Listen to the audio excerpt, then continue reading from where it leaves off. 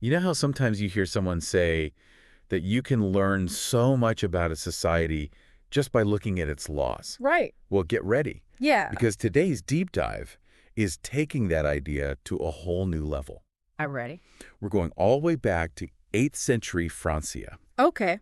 which basically is, if you don't know your history super well, modern-day France. Gotcha. And we're going to take a look at what really mattered to the people who lived back then. Yeah, and we're not just talking about any old laws. Right. We're diving into the Capitularies of Theodulf of Orleans. Have you heard of these? I have heard of these. Okay, great.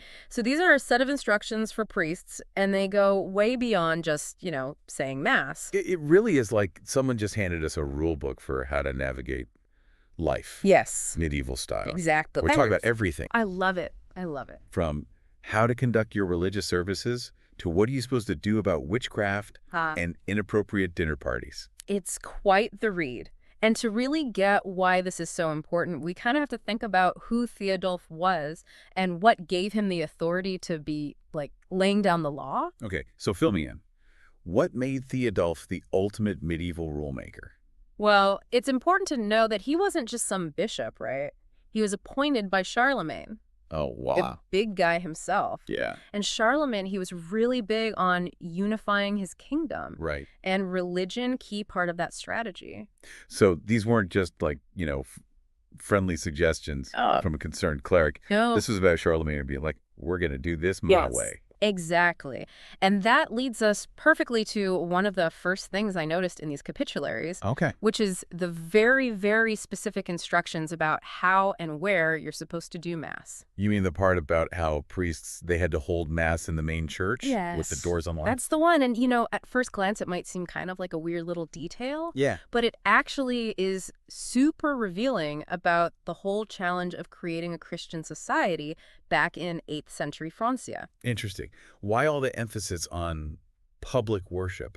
Well, we got to remember that Christianity, it's still relatively new to this area. There are yeah. still people around following pagan beliefs, pagan practices. Oh, interesting. People might be tempted to, hedge their bets a little. You're saying people are going to mass on Sunday and then sneaking off to a pagan party afterward. Maybe. And Charlemagne was not about it.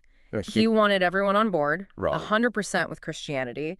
And that meant that Mass had to be a very public affair. Yeah. You couldn't just, practice in secret. Right. You're either with us or against it. Exactly. It's about creating that shared identity Right. through religious practice. And what's so cool is that even these little tiny details in these capitularies can tell us so much about how power worked back then.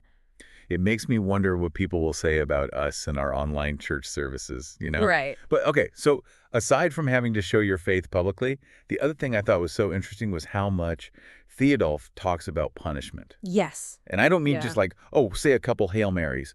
Oh, no. This is serious stuff. Yeah, Theodulf, he gets into it. He gets into it. He outlines penances for all sorts of sins, and that's where things get very interesting. It's like Theodulf's guide to medieval misbehavior. Right. He's got a penance for everything. He really does. Although, I gotta say, some of these punishments, they seem a little harsh Yeah. by today's standards. Of course, yeah. I mean, we're talking about a totally different time with a Yeah. totally different worldview.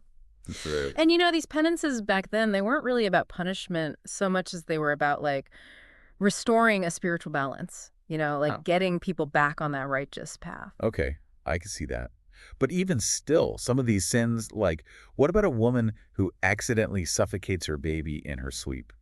Theodulf had some thoughts about that. Yeah, and it's a really tragic thing to think about, but you're right, he did.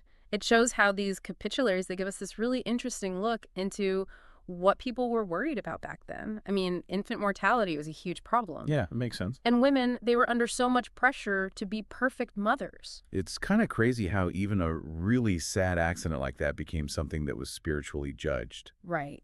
And those differences between then and now, they become even more obvious when we look at how Theodulf dealt with more, let's say, nuanced offenses. Okay.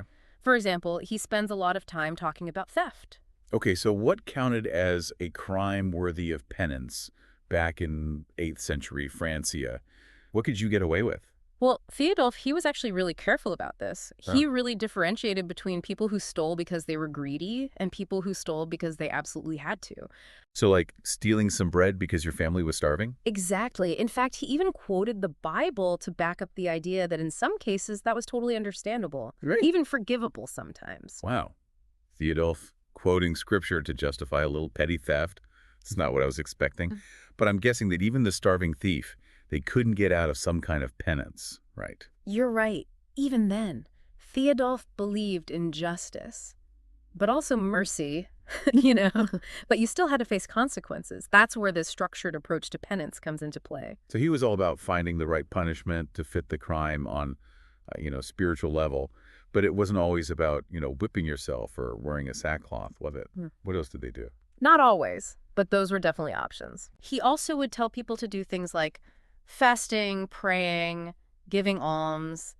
Theodulf thought of penance as a way to grow spiritually, to reflect and ultimately to find your way back to God. So it's less about just like punishment and suffering and more about transforming yourself. Exactly. And this is what I think is one of the most fascinating and kind of difficult things to wrap your head around about these capitularies. The idea that even the worst sins, under the right circumstances, you could make up for them. Really. Even something like murder. Even that wasn't completely unforgivable in Theodulf's world. See, this is why studying history is so cool. Right. It really challenges how we think about things today. In Theodulf's time, murder was still a massive sin, but people looked at it differently. Different how? I need some context here. Well, for starters, Theodulf was very clear that there's a difference between murder, that's planned, and accidental death. Right. And within those categories, it could even depend on the situation, like what was going on, what the intent was. It was complicated. So like killing someone in self-defense versus like, poisoning their drink at dinner? Exactly. Context was everything. But the point is, even in cases of deliberate murder, Theodulf thought that if you were truly sorry, if you did the right penance, you could still find redemption. Let me guess. Yeah. We're talking years of Hail Marys, right? Maybe. But also think about, like, years, decades even, of serious penance, fasting, praying, confessing your sin publicly, doing good deeds. Sometimes you even had to go on a pilgrimage. So basically you had to spend the rest of your life apologizing. Basically. Theodulf, he really believed that even the worst sins, they could be forgiven if you were truly remorseful and dedicated to making things right. Now, whether you agree with that or not, it just shows how differently they thought about justice and forgiveness in the 8th century. Yeah, no kidding. That's definitely a lot to think about. It is. But, they say it's always darkest before the dawn. Right? Ooh, I like that. Yeah. And it's very appropriate. Okay. Because Theodulf, yeah, he talks about all the bad stuff people do. Yeah.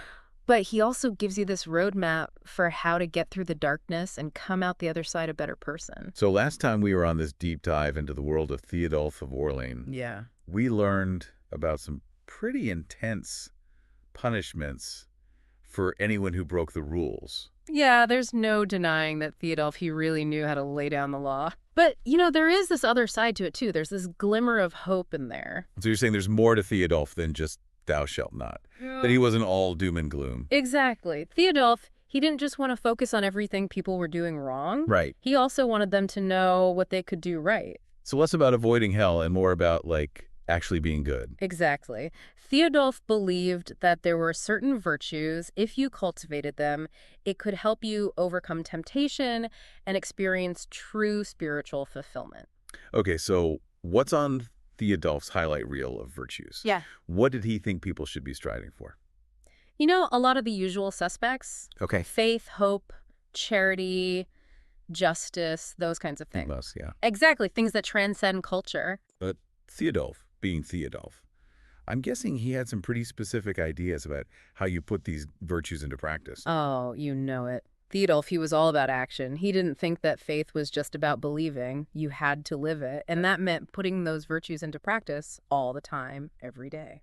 So less talk, more action. How did that actually work back in 8th century Francia? What were people doing? Well, humility was a big one for him. Theodulf really believed that pride was at the root of a lot of sin. Yeah, makes sense. And that acknowledging your own imperfections, that's where true piety began. It's like the medieval version of check yourself before you wreck yourself. That's a good way to put it. But then how do you take that self-reflection and actually become a better person? Right. Theodulf had some thoughts on that too. I bet he did. Lay it on me. He was a huge advocate for doing good deeds. Simple things like feeding the hungry, clothing the naked, showing compassion for people who needed it. And these weren't just, random acts of kindness. They were expressions of your faith. So put your money where your mouth is, Yeah. basically. No empty gestures allowed. Exactly. Theodulf, he really saw these acts of charity as proof of your devotion to God. In fact, he even went so far as to say that helping those less fortunate, it was like you were lending to God himself. That's quite an endorsement. Yeah. Although I'm guessing this wasn't like some kind of, divine investment scheme where you give a little and get a lot back. No, This no. was more about the spiritual rewards. Exactly. Theodulf believed that true wealth wasn't about what you owned, it was about your spirit, about who you were inside. It all comes back to that idea that living a good and virtuous life, that was the real reward. Definitely a different way of thinking about success than what we're used to these days. I mean, can you imagine what Theodulf would think if he saw a billboard for, like, a fancy car today? It's kind of funny to imagine. But, jokes aside, I think there's something really wise about what Theodulf was teaching. He emphasized things like compassion, finding meaning in life that goes beyond just buying stuff. And those are values that are still relevant, even now. That's so true. It's a good reminder that even though our world is totally different from 8th century Francia, the really big questions, like how to live a good life, they never really change. That's right. And we may not agree with everything Theodulf said, but I think we can still learn something from how seriously he took those questions, how deep his faith was, and his desire to help other people find a better way to live. Well said. So we've really gone on quite the journey here, from the super strictness of Theodulf's rules to this hopeful vision he had for a better world.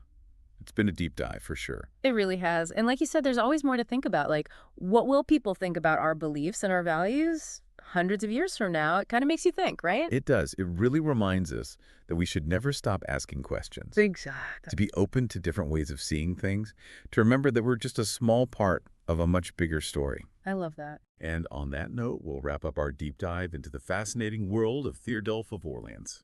Keep those amazing historical documents coming, and as always, thank you for joining us on the deep dive.